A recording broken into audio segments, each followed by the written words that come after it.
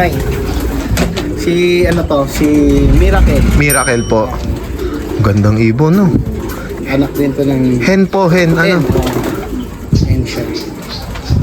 Ang gandang hen naman ito. Grabe. Ano siya, lap winner siya ng third lap. Tapos pagdating ng final lap, solo daybird. Solo daybird. Galing. Ibon. So ito yung may cross ng Bart G rings na po sa Bart G rings. Bart G rings. At then, ito.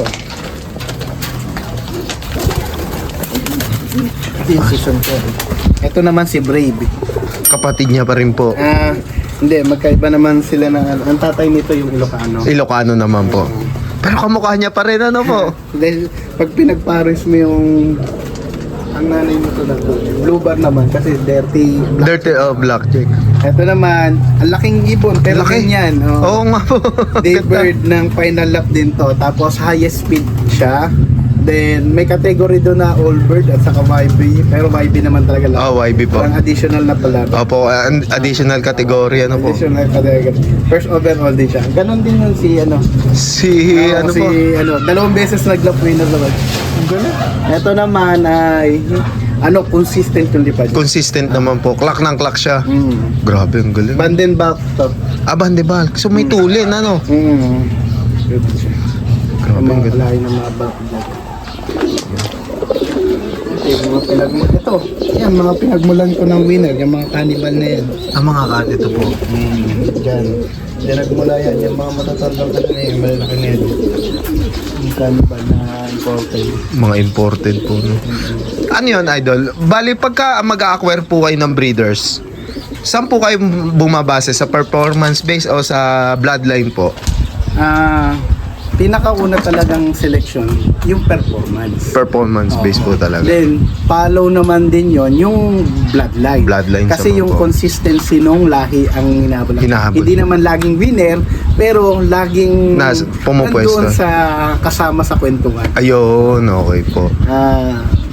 Iba kasi yung, alam mo yung linyada, Opo. at saka yung performance ng ibon. Opo. Na, kailangan kasi sa karera ngayon, magastos ang pag-iibon. Totoo po. Totoo. Kaya kung hindi naman kailangan dapat manalo, pero kailangan mong magkaroon ng konting balik sa Opo. pinaghirapan. Pinaghihirapan. At saka doon mo makita yung pag-breed mo, Opo. yung pag-race mo, pag-training mo, magastos yun. Opo, totoo. Pagdating sa financial side. Pero yung happiness na nadudulot nun sa pansier, opo.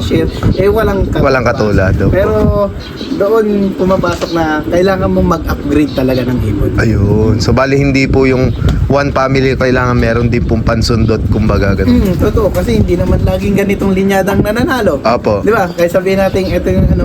Kaya ako, marami yan sila. Halo-halo lang. Shuffle. Shuffle. Kalahi. Kasi ina-upgrade ko yung performance ng ibon. Ayun. Hindi, porket alam ko ito maganda sa ganito, baka pwede pasukan pa natin ng ganito na baka naman Opo. matsyempuhan. Opo, totoo. Mag-produce ng Kumbaga talagang nilalaro nyo po yung nilalaro breeding. ko yung bloodline ng Oo. ibon. Yun, napakagaling. So ano kayo, idol?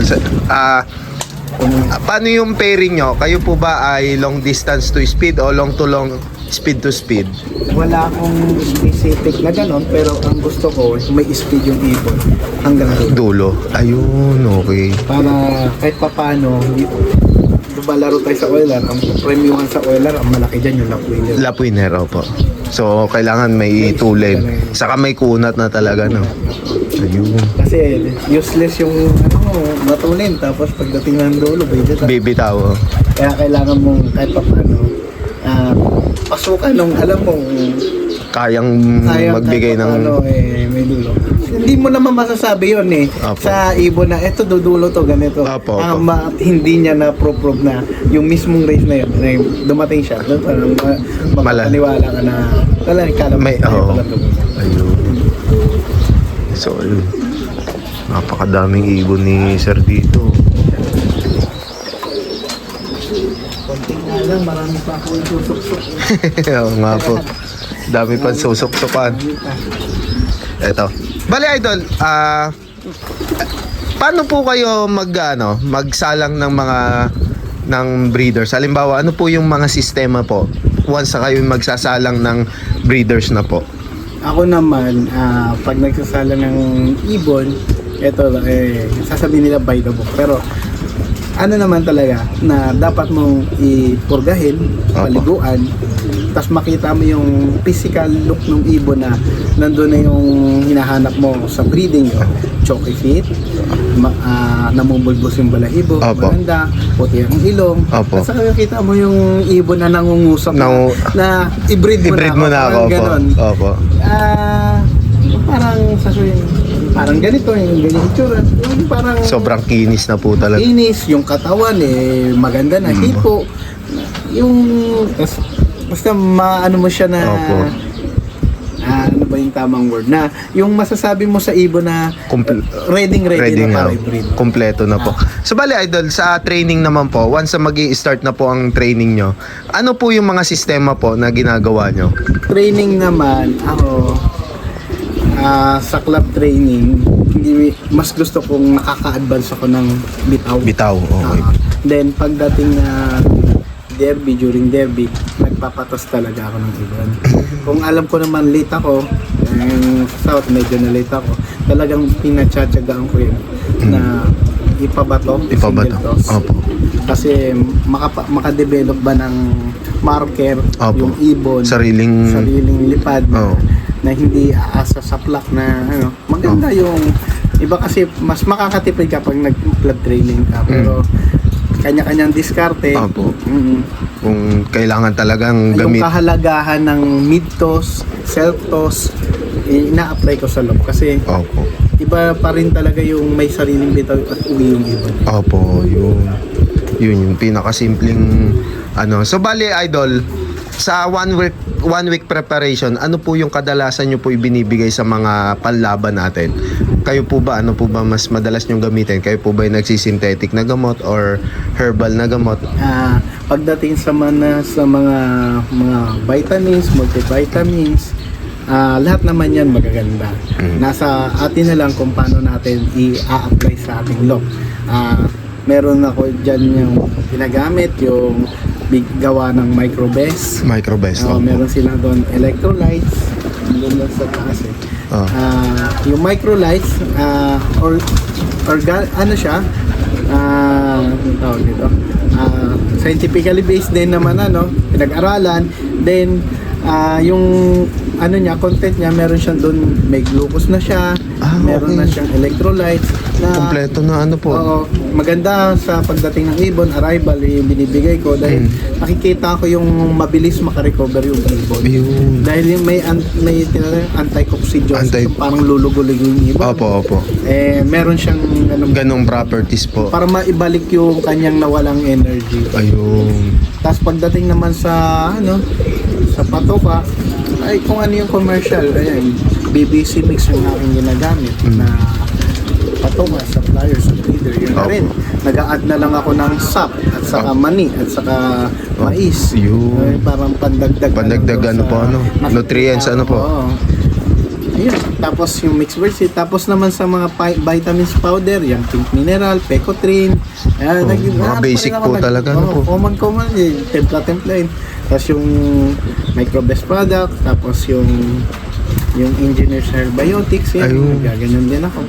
Yung kung ano lang yung available. Hindi naman pressure hindi ko ginagawang pressure sa akin yung Pagbibigay po ng ano. Basta kung ano yung tingin mo na ginawa mo yung best mo sa pag-iibon, makita mo naman yung itsura ng ibon mo, tapos nagpe-perform naman sila, masaya na. Okay, yun po. So bali ayun yung mga simpleng ginagawa ni Sir Jun Boy. Bali ang pag-iibon, walang sekreto. Basta kung gawin mo lang yung best mo at yung kapalaran ng ibon. At yung ibon naman, alam naman nila yan, pag ginawa mo yung pinaka-best mo, may balik May balik yun. Ayun. May awa si Lord. May awa si Lord, number one. So bali na kay Lord po ang lahat talaga.